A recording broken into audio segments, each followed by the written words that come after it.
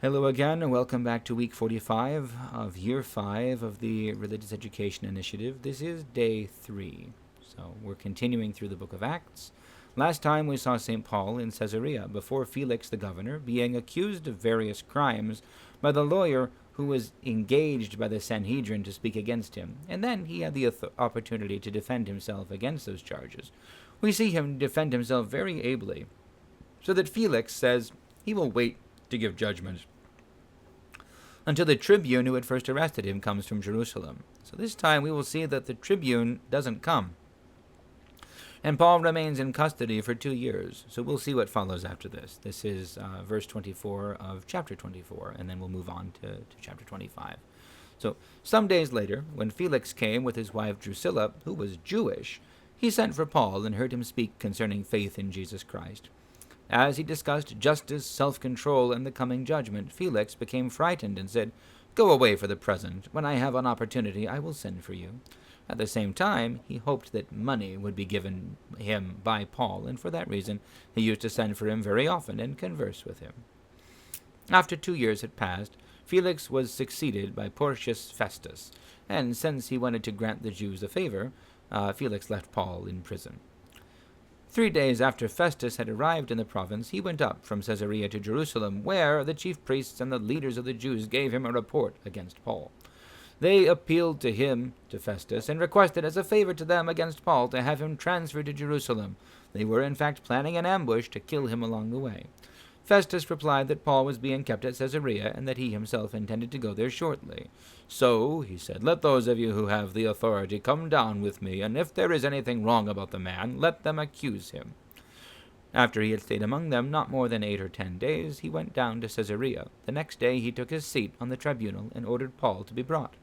When he arrived, the Jews who had gone down from Jerusalem surrounded him, bringing many serious charges against him, which they could not prove.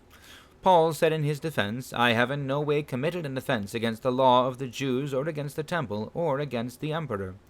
But Festus, wishing to do the Jews a favor, asked Paul, "Do you wish to go up to Jerusalem and be tried there before me on these charges?" Paul said, "I am appealing to the emperor's tribunal. I appeal to Caesar. That is where I should be tried. I have done no wrong to the Jews, as you very well know. Now, if I am in the wrong and have committed something for which I deserve to die, I am not trying to escape death. But if there is nothing to their charges against me, no one can turn me over to them. I appeal to the emperor. I appeal to Caesar." Then Festus, after he had conferred with his council, replied, "You have appealed to the emperor. To the emperor you will go." Okay.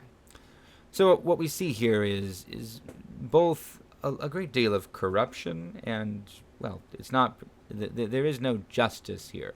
Even though Paul is a Roman citizen, they're not killing him, but, they're listening to him.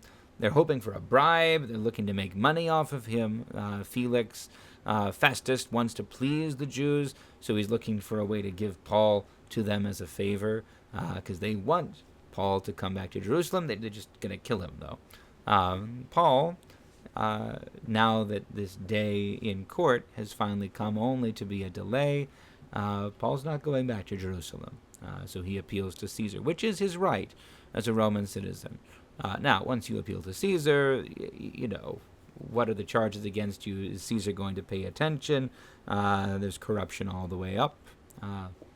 But this gets him a ticket to Rome and not to Jerusalem. So this is, I think, the reasoning here. It's really striking to see how much the chief priests hate Paul here. This is 2 years later, and yet they're still determined to do exactly the same plot. They're still ready to ambush the Roman escort and to kill Paul. Maybe I'm misunderstanding, but I have a hard time seeing how this could possibly go well.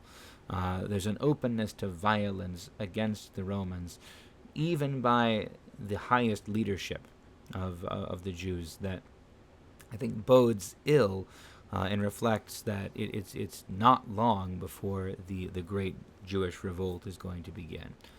We're within 10, 15 years, I believe, at any rate. I think those are the points And again, Paul says, I've committed no offense against the Jews. I don't admit to them needing a reason to try me. If you're keeping me in prison, then I appeal to Caesar. There is nothing in these charges against me. So, he's basically saying, I'm not getting justice from you. I won't get justice from the Jews. I appeal to Caesar because I am not receiving justice, and I'm entitled to justice as a Roman citizen. He won't get it, but he makes his appeal. So that's it for this week. God bless you all. We'll see you next week.